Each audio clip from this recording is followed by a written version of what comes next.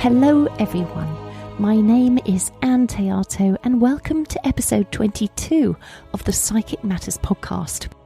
My guest today, Ethan Sisser, or E3 as he is also known, is suffering from brain cancer. He has a very rare form of glioblastoma. Having suffered a minor stroke in October 2019, E3 underwent many surgical procedures, operations, brain surgeries, and rounds of chemotherapy and radiation. And he's just finished a course of strong antibiotics to help clear up various infections that set in recently post-operatively. E3 has just been told that a new tumour is growing rapidly in the right side of his brain, causing increasing paralysis to the left side of his body. Despite constant excruciating pain, which never leaves him day or night, E3 is embodied, empowered, and ecstatic. E3 is in the unique position of experiencing a period of possible transition from this world to the next. And it was his wish to be interviewed on this podcast so that he could share words of wisdom from his soul. Words that he hopes will be a source of help and inspiration to others. This is one of the most moving interviews you may ever hear. Hey. Hey, how are you? I'm happy to be here. So you're in hospital at the moment? In a hospital. I had 2 head surgeries back-to-back days a few weeks ago. I'm on antibiotics. I finished a 5-day cycle of chemo last night, so I'm in it. See that's impressive. That's my abdomen on my head. So the question is, do I call it a headache or a stomach ache? Yeah. I had a head infection and a section of my skull was cut out to clear out the infection, and they had to cover it with abdominal tissue. So I'm happy to be here speaking with you because it's such an interesting, intense, like you could say a near-death reality that I'm in right now. Yeah. And there was a new tumor that regrew 2 weeks ago. So I know I'm kind of rushing into all this. Nice to meet you. This is all finally guided, even our meeting. Yeah. The fact that my good friend George Corey, sorry if I'm not supposed to mention his last name, but yeah, that's fine. He connected us, and this all just happened with ease. Yeah. And I feel like it's not by accident. So I'm grateful to be here. Personally, I want my situation and my pain and challenges to add positive energy to the world. And so yeah, hopefully our conversation can assist other people also. Sure. Where do you want to start? First of all, let me just make sure I'm pronouncing your name correctly through the podcast. So is it Ethan or Ethan? Ethan. But my spiritual teacher, he gave me the name E3.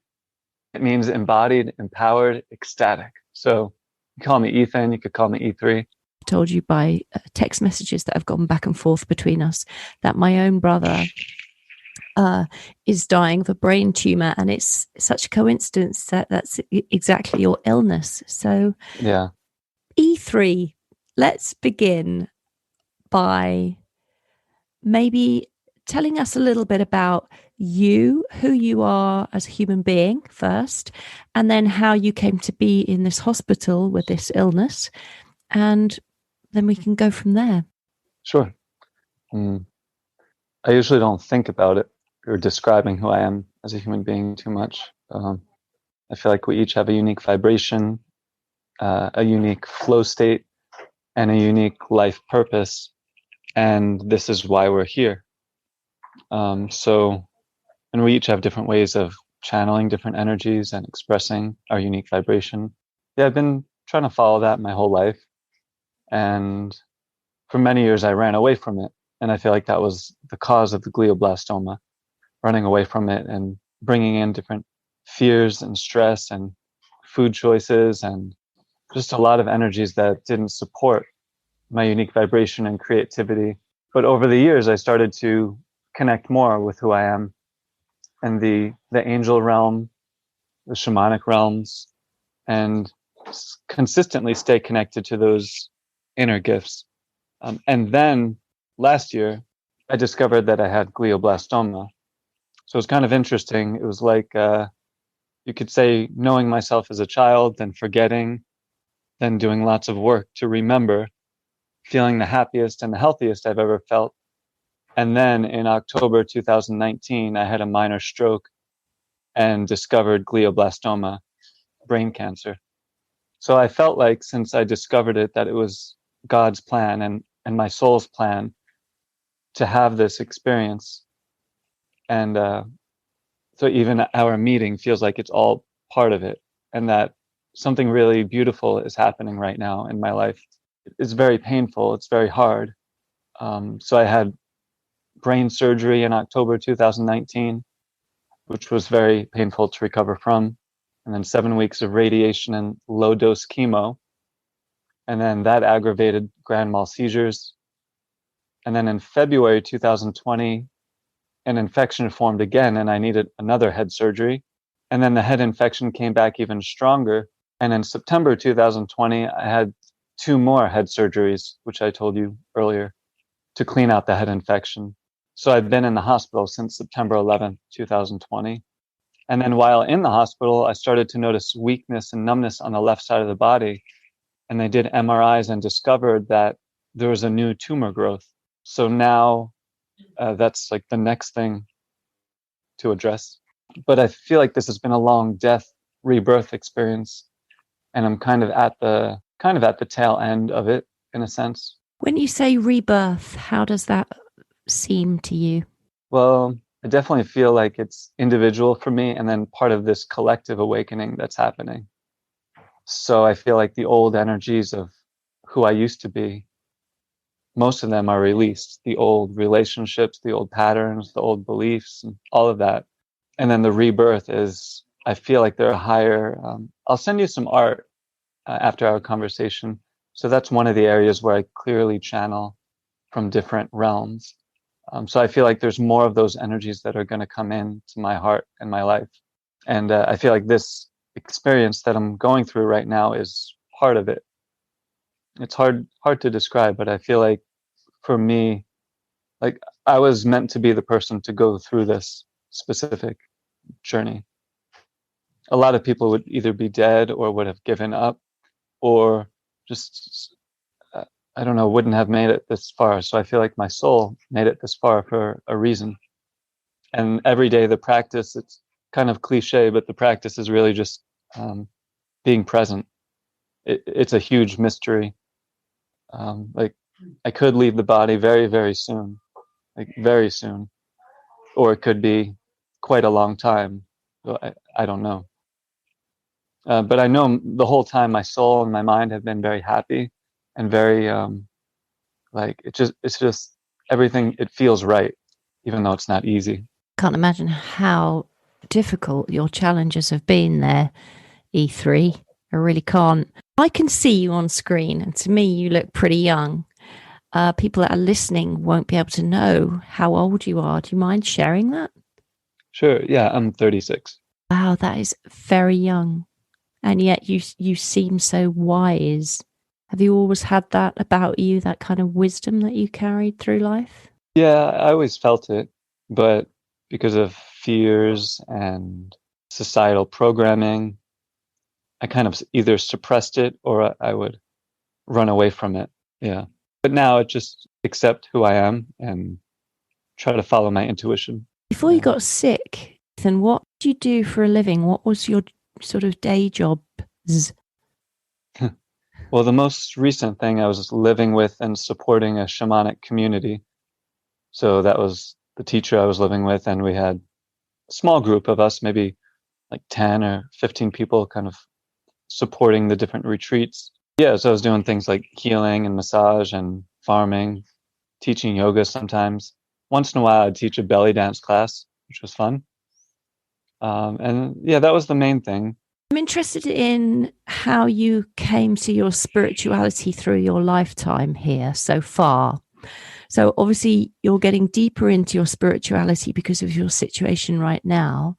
But if you go back to your earlier childhood, were you brought up in a spiritual family, or is this something that you discovered by yourself as an older man? I mean, it's kind of an interesting question because I feel like everyone in my environment was the perfect person for my soul's evolution. And that happened to include certain stresses and certain unhealthy things. So it's hard to say, were they spiritual or not? But for me, they were. You know? But I didn't have like a formal the culture that I grew up in didn't support spiritual practices per se.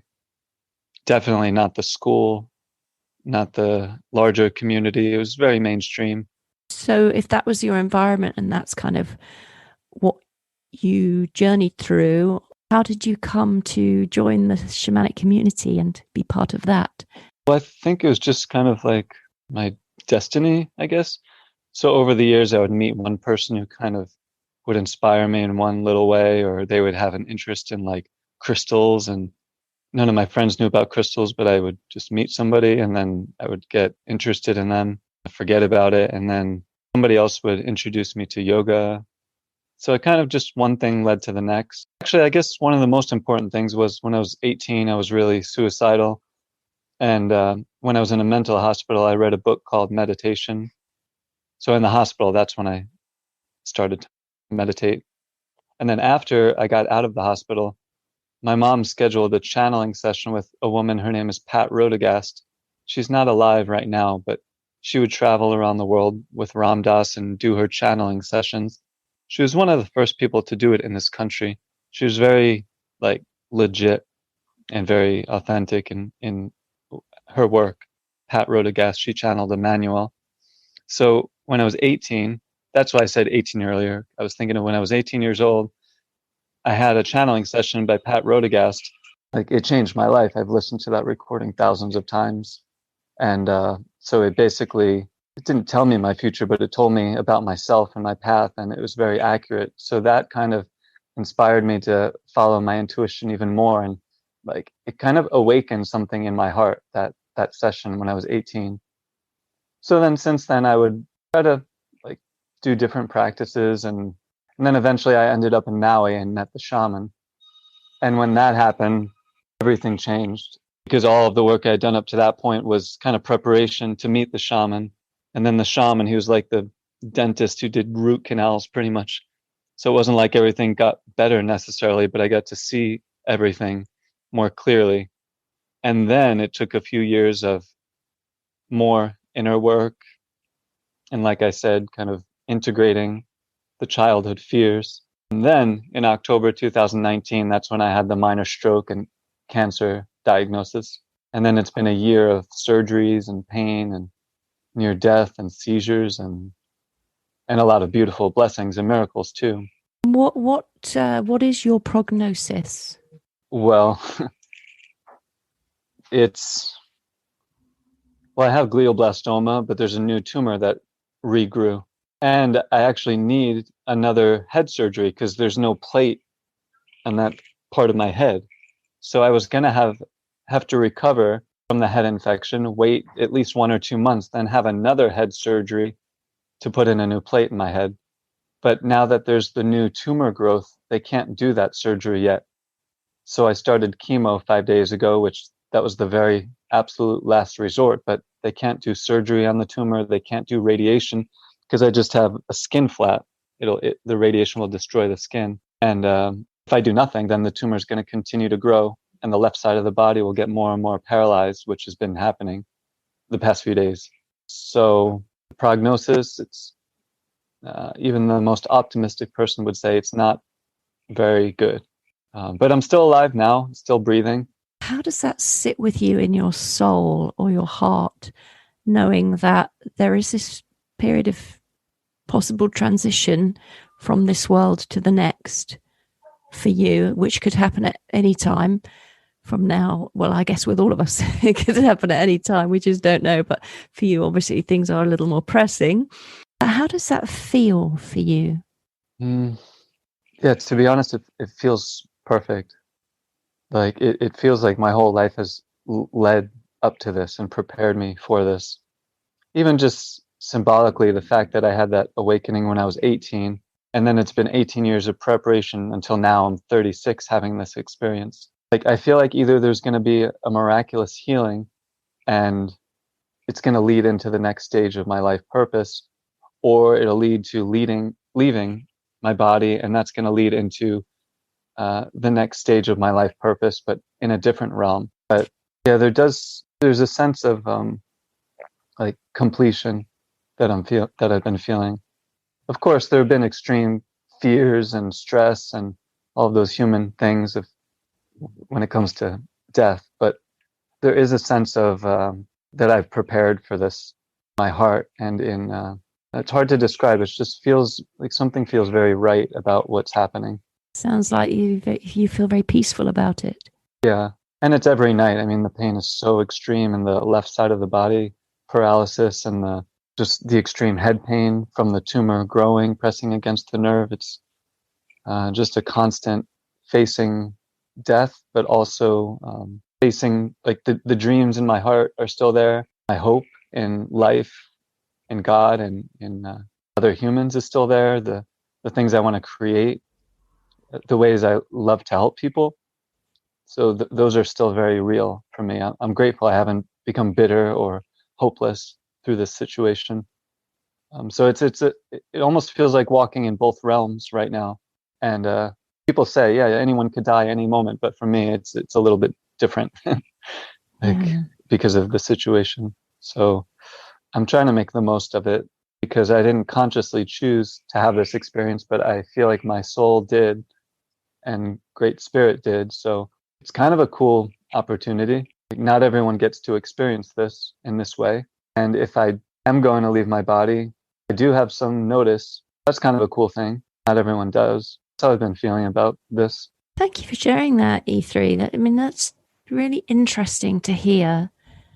And what do you think awaits you in the next world? I feel strongly that it's a continuation of energies I've been cultivating in this life. Like I feel whatever world that is, I feel it now. And I felt it for a long time. Yeah, I can't say specifically, but I know for sure that I'm not alone, that there are different angel guides with me all the time. What does it feel like when you become aware of that around you? It feels like home.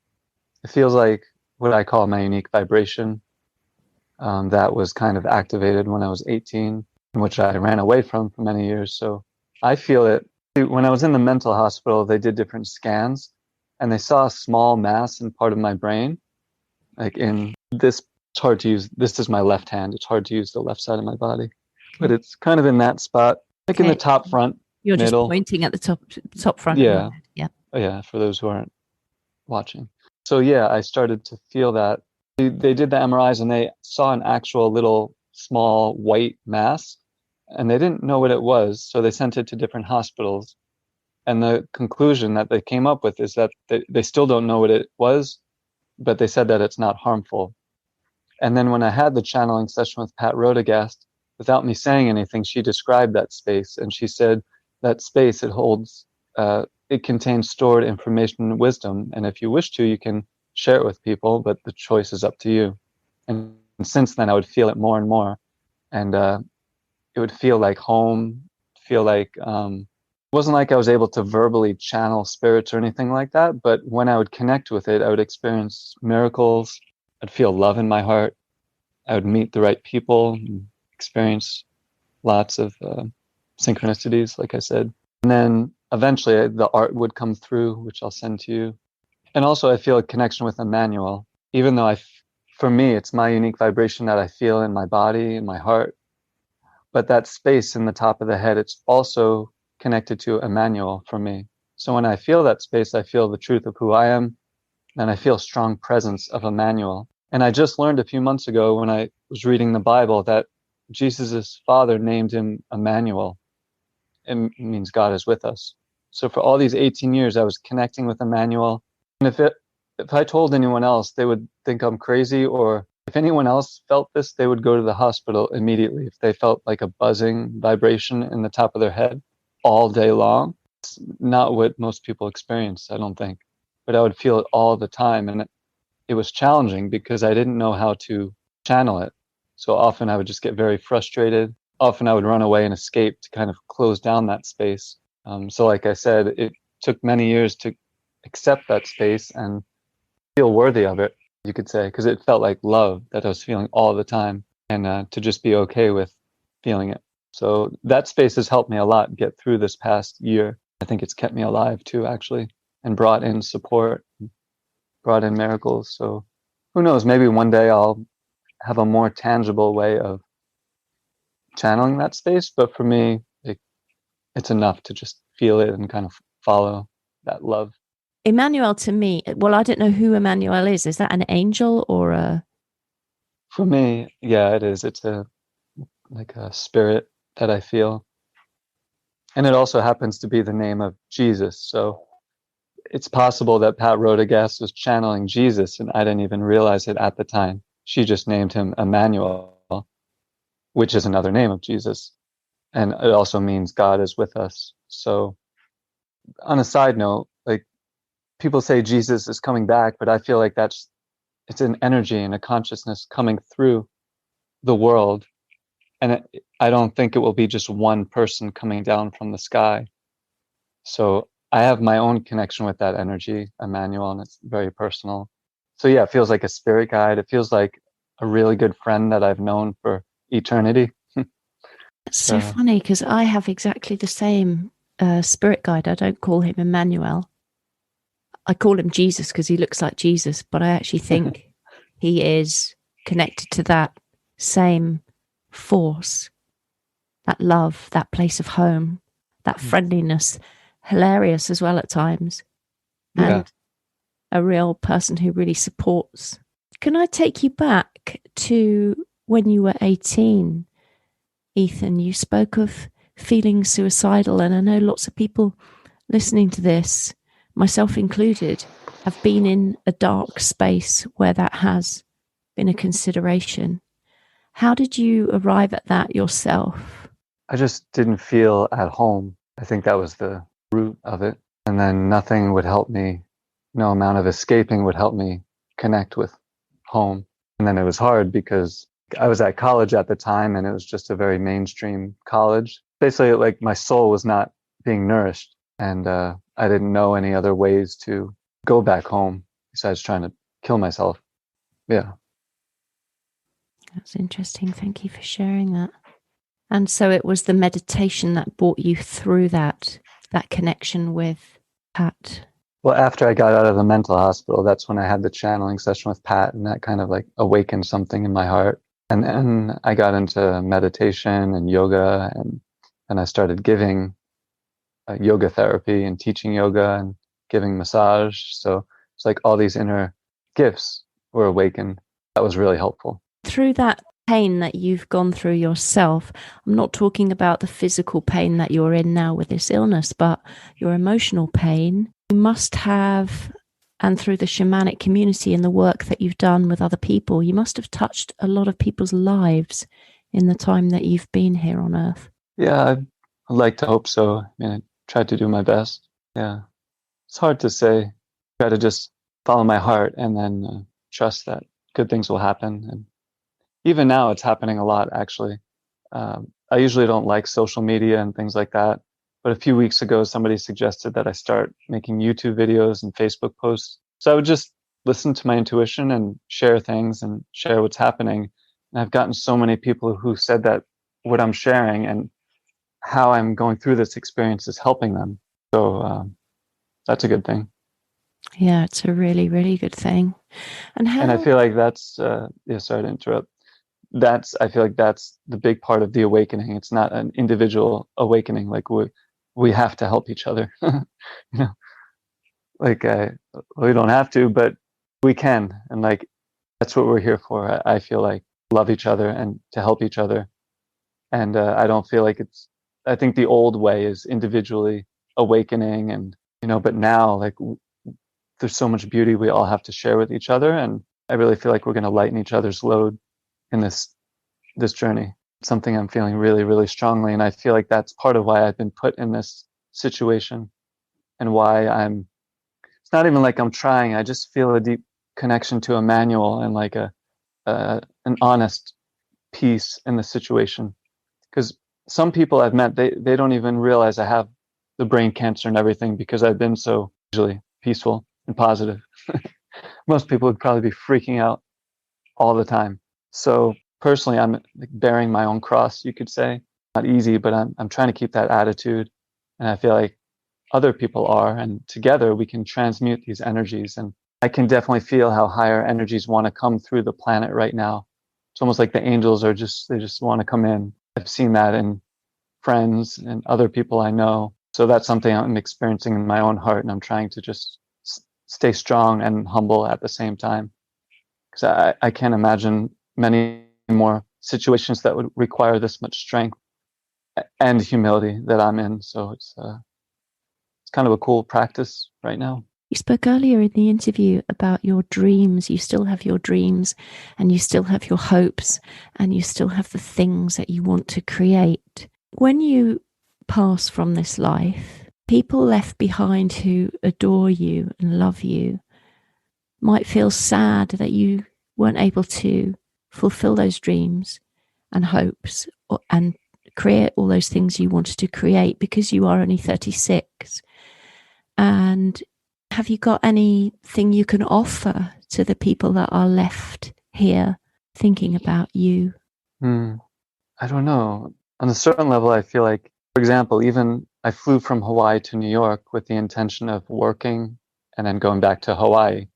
I wasn't planning on living with my mother and stepfather and having brain surgery and all of that stuff for 6 months. But I did. And then I went to my father's place in a different state and lived with him. So recently I was realizing I think my soul like knew what it was doing and wanted to go back to be with my parents and to have that connection, and that it was almost like preparation for I don't know, it's hard to say. Can you say the question again, please? Yeah, of course. I was speaking about your dreams and your hopes and the things you wanted to create. And what can you offer to the people that are left behind who might be mourning the fact that you weren't able to live those dreams? Well, on the one hand, I can't imagine anything more sad with all of this. I'm trying to be objective here, but like I'm a very special person and I have so many gifts and things to share and create. So in a sense, it would be very, very sad if my physical life ended soon. But at the same time, I also feel like I said, I'm 36 now, and in many ways, my journey began when I was 18. So I do feel a sense of completion, that whatever my purpose was on this earth, it's pretty much complete. Maybe it'll continue in a different realm, or maybe I'll stay in this realm. But whatever my purpose is up to this point, like it feels very complete. So yeah, anyone else feeling sadness about that, like for me in my own heart, it feels okay. I couldn't say that a few years ago. There would be extreme angst and stress and worry and like just feeling like it was a very bad thing that's happening. But there's a different feeling right now. Do you think we can live our dreams in the next world and continue to create? What are your thoughts on that? Yeah, I've been thinking about that a lot. And because sometimes I think, well, why am I even going to pray to spirit to have my dreams manifest? Or why am I going to still follow my dreams in this life if I could die very soon? But I really believe that it doesn't matter. Like we are energy beings and we have like that vibration wants to express itself and create and experience things. So whether it's in this body or the next, those same exact dreams will be followed. That's how I feel in my soul. And I guess a practical example could be when people repeat the same relationships because they haven't integrated or they haven't cleared certain energies. So it's almost like experiencing reincarnation while alive, and they just keep on experiencing the same thing again and again. So I feel like in the next realm, the energies can continue also. And it could be a positive thing. Yeah, because like I said, I feel that vibration. It's not just once in a while, but that vibration in the top of the head, and I feel it in my whole being in Emmanuel. Like it's so real, even before I can say the words, I feel it. So if anything was real in my life, it would be that love and that vibration. So I can't imagine that it wouldn't be there anymore. And what legacy do you want to leave? I guess I get a little sad when you ask that question, because in a sense, I feel like I'm hardly even alive yet. I haven't even been born yet. And so I would want to leave a lot more. But I mean, a lot of people have reached out even in the past few weeks and telling me how my story has positively impacted them and their families. So I'm trying to get my ego out of the way and trust that whatever God's plan is enough. And it's not important to focus on legacy, but just to stay connected to love now as best as I can in this very painful, intense near-death situation that I'm in. And then just like let go of all the other stuff. Like it's a very real thing. I know we're talking about it now, but even in a few days, I could leave this body. Like that's how fast the tumor is progressing. I'm getting noticeably more paralyzed in the left side of the body because of the tumor that's growing. And people that might be suffering the same illness as you, or just a cancer of some sort, or a long-term illness, what advice can you give to them to help them? Well, the first thing that came to mind was to try to communicate as much as you can, either to other people that you trust or love, but even just as important, try to do your best to communicate with yourself, with your body, with your connection with spirit. And it's kind of a simple thing, but I found that to be really helpful. And even writing down, like writing letters to spirit, or even writing letters to different parts of yourself. It's hard to describe, but I found that can be really beneficial. Almost like if there's stress with another human being, it can be helpful to just sit down and close the eyes and communicate with them in your mind and heart first. Try to clear the energies in that way, and then externally communicate with them. So yeah, that's one thing that can really help people who are going through challenges or cancer, to like take the time and to, I think it's a form of self-love to let go of other people's dialogue and voices in your head and just be with your own voice and speak to the universe and pray in your own way. That's really beautiful. And what would be some of the happiest memories that you have? If you're lying there, you're probably looking back. I'm sure you're doing a lot of in looking in, looking out. What are some of the happy times that you've spent here? This is a pretty happy time with you. That's so nice of you. It is. That's kind of cool. I mean, I'm in the hospital doing an interview with somebody that I just met recently. That's pretty cool.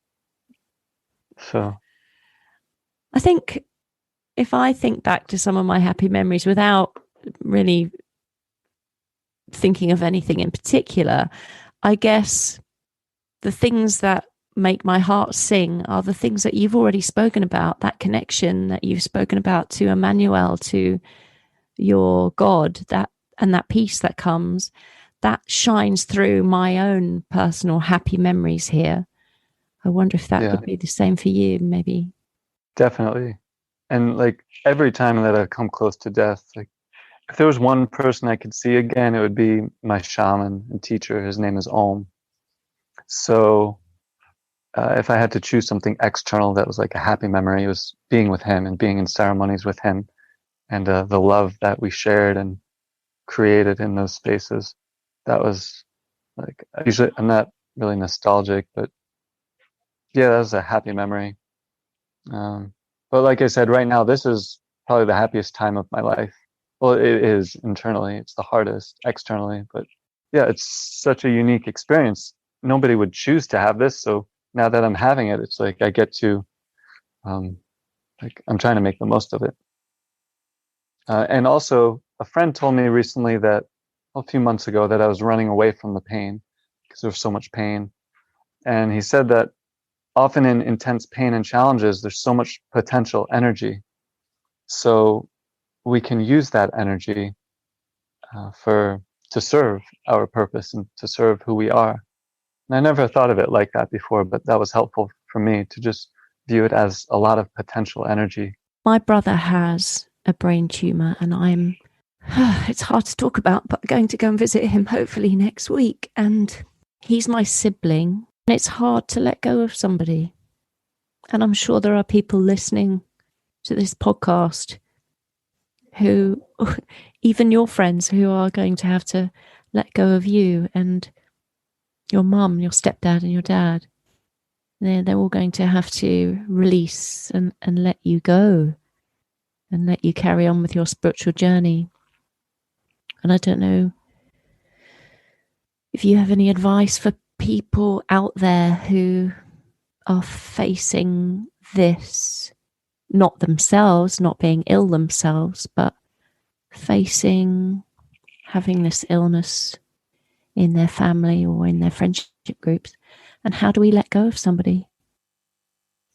Yeah, it's tough. I mean, one thing that's helped me is to really try to feel that me and everyone in my life, our souls are on this journey together. And like, we really are souls in bodies, and that we're all experiencing it together, and we each have like that connection. But then, like, at times, if I've gotten caught up in my human personality, and other people have, then there's like the fear and the stress. But yeah, no, it's not easy. Like, it hasn't been easy for my mom to see her son go through all this, and same thing for my dad. So I've been trying to be present with them and have compassion for them, and it's been hard for me too to think about having to leave my mom and father. And I want to heal and be healthy and prosperous and help them how they've helped me. So yeah, there's definitely been hard things on both ends. But yeah, it can be helpful to like just try to meet people where they're at, whether it's if you have the cancer or if the person you love has the cancer, to like honor that it is their journey, and that maybe they're very, very scared and it's the worst thing they can imagine, and to try to hold space for that and meet them where they're at. But also I think it's helpful to try to remember that, again, there's a lot of potential energy. I've heard so many stories of people at the end of their lives having breakthroughs and miraculous healing and just like relationships healing at the very end. So to try to stay open to things that you might not ever think were possible in relationships or in a certain person, like it could happen, and it can happen very quickly in a positive way. Yeah, I think that could be helpful for people. Yeah, that's lovely. Thank you. And what about your pain? Because obviously you've been through incredible, excruciating pain, still have pain right now as we're speaking. And you talk about your friend who said, look upon it as all of this potential energy, but how can you use that to alleviate or help with that pain that you're experiencing? Well, when you first told me that, it helped my mind because I was kind of trying to fix the pain and make it go away. But it helped me as the first step to just like try to relax and be present with the pain and have a relationship with the pain and with the tumor, because we've been together for quite a while, me and the tumor, many, many years before the surgery. And then the same thing with the pain, because it was just so constant for months and months and just like very, very hard. So I guess it's understandable to want to make it go away, but it just created a little bit of a battle inside that wasn't helping. So then once I just shifted that perspective, then of course I still don't want the pain, but there's more ease in my heart and my mind about how to address it. You're like this wise sage sitting there in your hospital bed. What advice can you give to everyone listening about accepting things that come into our lives that we feel perhaps aren't good for us, or we can't achieve something, it's not happening for us, doors aren't opening, or we get an illness like as you have that we suddenly have to accept and it wasn't in our life plan? What can you tell us about accepting? I mean, if you saw somebody who was having a hard time accepting this situation. I think the most helpful thing for them would be if you were just present with them, because maybe they can't accept it right away. So I think that's helpful for a person if they have somebody outside of themselves who can just be present with them and maybe help them feel whatever they need to feel. And then maybe they'll come to acceptance or maybe not. I don't know. It's hard to force it on ourselves or someone else. Well, you can't go wrong with love. So love is always the answer, isn't it? And you must have had a lot of love in that hospital bed, not just from your friends who've, I'm assuming, have come to see you or contacted you through wonderful technology, but through your medical team. Mm-hmm. Yeah, I've had great nurses and just a lot of support. But for a lot of the past year, I haven't had a big community of support. Like I said, I wasn't planning on having the stroke and living with my mom in New York. I was living in Hawaii with community. So I didn't have community in New York, didn't have community when I moved to my dad's place in Charlotte. So I've pretty much been alone in many ways. So it's helped me really stay connected with Emmanuel and my unique vibration. And it's helped me cultivate a lot of strength in my heart. And in a sense, it's like the universe has supported me. So I've had a home everywhere. I've had a support system everywhere, but it hasn't always been how I had planned. And for example, there was an apartment fire 2 months ago. So in the middle of healing the brain cancer and head infection and not having a large support system there, having to try to find a place to live. I was at an Airbnb for a while. Then the head infection got too strong. So I ended up going to the emergency room a few weeks ago. And that's why I had the recent head surgeries. So my point in sharing that is that there has been a strong support system, but it's been like a universal one requiring extreme faith. Then support always comes. Incredible. And I know you're going to send me some of your art to have a look at, which is very exciting. But can you describe to those listening what sort of art you create? Yeah, it's kind of like sacred geometry, but I haven't studied it and I don't use like any, it's just my own style of it. I haven't trained in it, but when I was around 18, it started to come through and I would just create it. And for me, they felt like messages from home. And when I would look at the art, my brain would feel like it was very balanced between the two sides. I would feel my heart opening. And it just, also, it seemed to bring in positive energy into my life whenever I would create the art.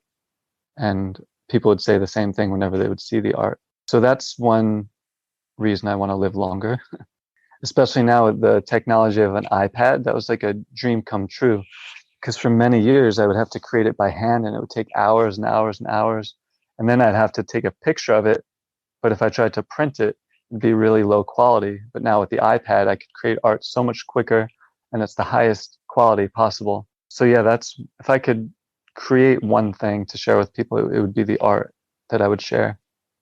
And people could put it on their phones. It'd be activating for their phones or for their energy field. So yeah, I'll definitely send you some of the art. Maybe some of your artwork can be the artwork for the episode. That might be quite nice. Yeah. And do you think it's divinely inspired? Yeah, I know it is. I can feel it. I don't always have a plan of what I'm going to create, but every single time something beautiful comes through. And actually every single time almost, I feel like I mess up somewhere or like I make a line in the wrong spot, but then I just keep on going and then it turns into something beautiful. And then at the end, I see, oh yeah, this is what it wanted to turn into. So it's kind of like a practice in faith when I make art.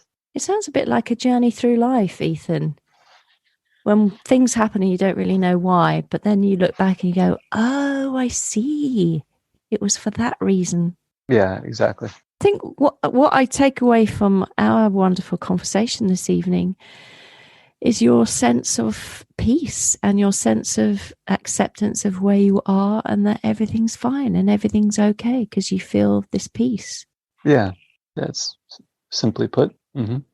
Nobody would choose to be in your situation, obviously with your illness, but I think a lot of people would love to have that sense of peace, being in the right place, sense of comfort. I think there's a great beauty in that. Yeah. I mean, my prayer is to maintain that and continue to live and heal. But then I guess the next level of that peace is, even if that doesn't happen, still keeping that peace. Well, I'm sure you've got a lot of people praying for you. Are you in touch with your shamanic community? Are they in contact with you? Yeah, they are. Yeah, there's been lots of prayers, that's what's kept me alive up to this point in many ways. Because I haven't been able to do it on my own and many times. So to have that energetic support, it's helped immensely. Yeah, I'm sure it has. You spoke about the shamanic community and retreats. What advice do you have about retreats? Why do you think they're important? I think it can be helpful to change environments, change locations, change people, and then to have an intention and like really focus on that intention. It can be really powerful for people, and sometimes that's the thing they need. Sometimes it can be hard to stay in the same environment and make the changes. And also, I think, like I said earlier, that's an important part of growth, community. Like, I think in the West, often growth is seen as an individual thing, growing our business, growing our practices, growing, or even evolving, or things like that. But I found that it can be most helpful to do it in community, where everyone's individuality is respected, but then there's also support from other people, and we can be inspired by other people too in retreats. And I think that your words today in this wonderful conversation that we've had are certainly going to be very inspiring for a lot of people that are going to be listening. Thanks. Thank you so much, Ethan, for talking to me. Thank you so much for your time. I really appreciate it. It was great to get to know you a little bit. Yeah, it's so nice to talk to you. Thank you so much. You know, simple chat like this and simple words can, I feel a bit tearful, can be played back in the mind as words of wisdom that you can sort of hold on to and think about. And they're the types of conversations that I like to have the most, the ones that really touch your heart and soul. And I think some of the things you've said here today have really touched my heart and soul and made me really consider my own life and how I connect with other people and how important community is and the relationship with the divine within us as individuals. Yeah, thank you. It's been super great talking to you. Thanks, and you too. Wishing you the best. Ethan Sisser. What an incredible human being and a most beautiful soul. You may find you need to listen to this podcast interview more than once to allow E3's words to really resonate in the deepest part of you, bringing you peace and positivity. Thank you so much for listening, everybody. I really appreciate your time in this busy world, and I really do appreciate your support for this podcast. If you know of anyone who you think might be interested in the subject matter, please do share this episode with them. And if you are enjoying things so far, I would really appreciate it if you left me a review. Many thanks if you have already done that, but if you haven't as yet and you are finding this podcast helpful, please do take the time to leave me an honest review on Apple, because they help so much with rankings and moving the podcast up the charts. I would be so very grateful if you would do that for me. Wherever you are in the world, meanwhile, stay strong. And if you find you are in need of spiritual upliftment, repeat E3's incredible mantra. I am embodied. I am empowered. I am ecstatic. My name is Ann Théato, and thank you for listening to Psychic Matters.